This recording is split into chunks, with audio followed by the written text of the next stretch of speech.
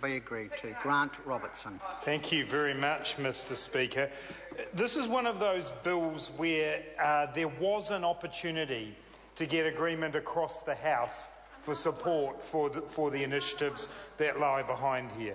There was a willingness in the Select Committee, or an acceptance in the Select Committee, that there was some streamlining that was needed in our apprenticeship system, that industry training organisations had needed to reform themselves, that there had been a period of time in which ITOs have identified themselves that things got a bit out of control in terms of the way they went about their work.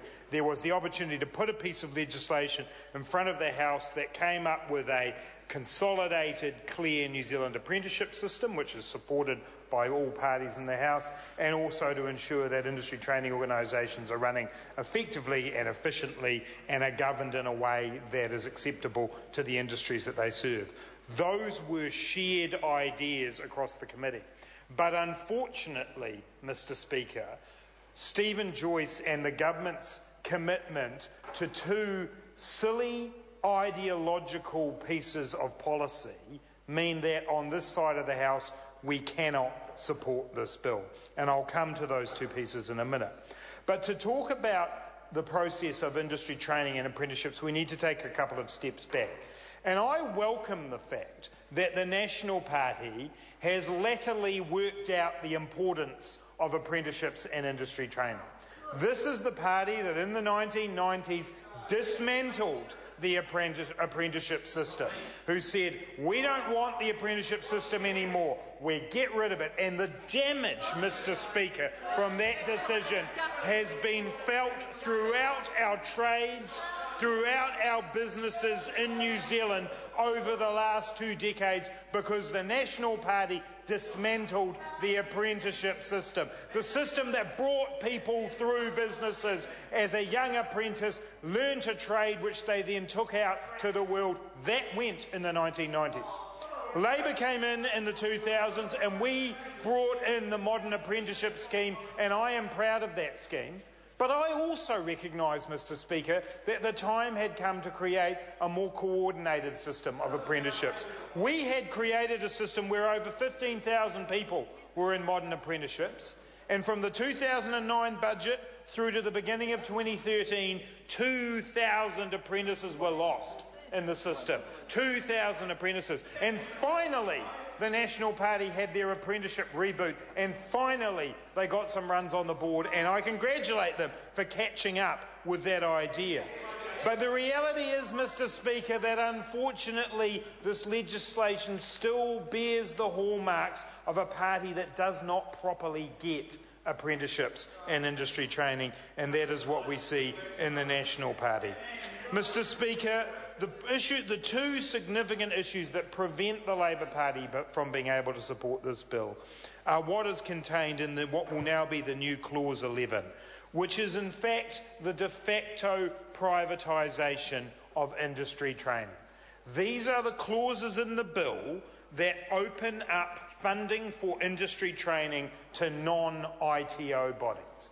Now, industry training organisations have been established in order to provide some kind of industry-wide qualification, something that is applicable across an industry. It's not about funding a business-specific skill or training. That should still be the job of a business.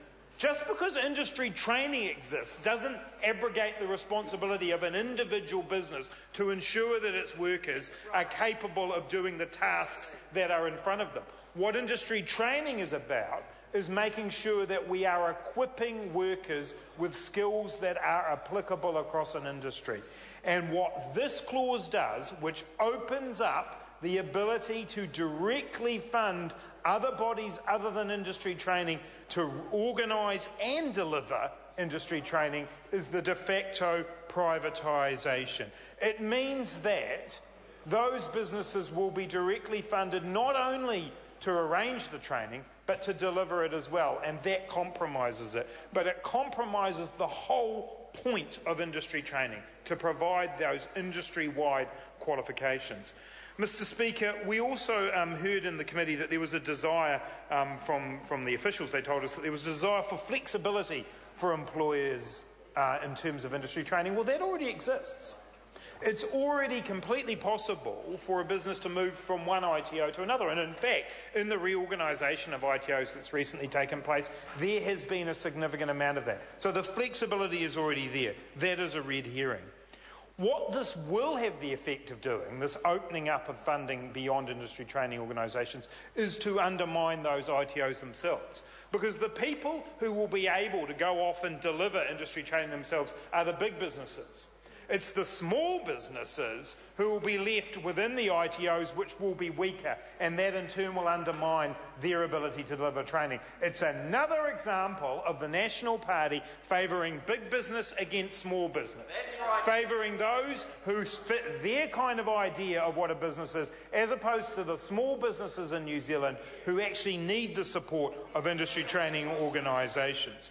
And Mr Speaker, it was unbelievable in the Select Committee. I thank the Minister Sam Lotoinga for mentioning the 30 submitters, because all bar one of them said they didn't want a bar of this opening up of the funding. All bar one. We were faced with the... we'll come back to who the one was. We were faced with the somewhat unusual situation of the Contractors Federation sitting down at the table after the CTU had given their submission and said, we agree with everything that the CTU has just said. There was virtual unanimity that this opening up of ITO funding to non-ITOs would undermine industry training. But there was one organisation that sort of came out against this. Now, Business New Zealand, normally regarded as a great friend of the government, this was their ringing endorsement of the opening up of funding. Business New Zealand is cautiously supportive of proposed new Section 11A. However, such an approach must be independently evaluated to ensure that it results in learning outcomes linked to industry needs. The ability of ITOs to provide sustainable services to employers and apprentices must be maintained and enhanced. Business New Zealand really didn't like it either. No one wanted us, but this arrogant, out-of-touch government said, we don't care, we're going to press ahead with this, even though the entire industry training community said, we do not want this. Mr Speaker, this is a very bad idea, and it's driven by ideology. It fits alongside Stephen Joyce's approach to the rest of the tertiary education portfolio. Level 1 and 2 courses, competitive tendering. Extra funding for PTEs while other parts of the system aren't getting money. Stephen Joyce ideologically does not believe in public education, and unfortunately this is an extension of that. So we cannot support that part of the bill. The other significant area where opposition parties have been unable to support this bill is the elimination of the skills leadership function from ITOs. Now, we were told at the committee that the reason that this function was being taken away from ITOs was so that it would not be the responsibility of one part of the system, but the responsibility of all those in the system, except no one would actually be given the role for making sure it happens. And a number of submitters came to the committee and said, the skills leadership role is important. Skills leadership is about identifying what the future skill needs will be, of actually making sure that we're training people for the jobs that need to be done in the future. It's a vital role. Industry training organisations are brilliantly placed to play the leadership role there. No one really wanted it taken away, but the government's getting rid of it for some kind of nihilist fantasy whereby somehow there will emerge skills leadership. The Career Force ITO came to the committee, and they gave a great submission about what they've been doing in terms of skills leadership.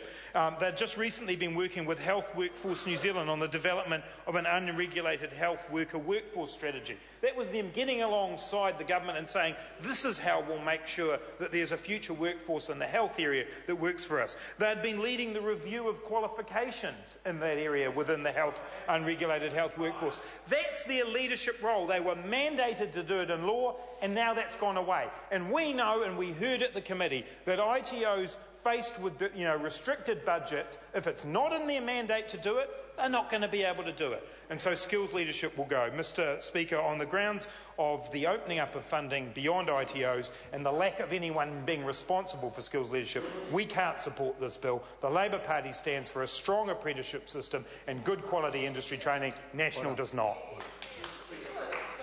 I call Dr Cam Coulter. Mr. Speaker, thank you very much for the opportunity to take a call on this bill. And look, I just want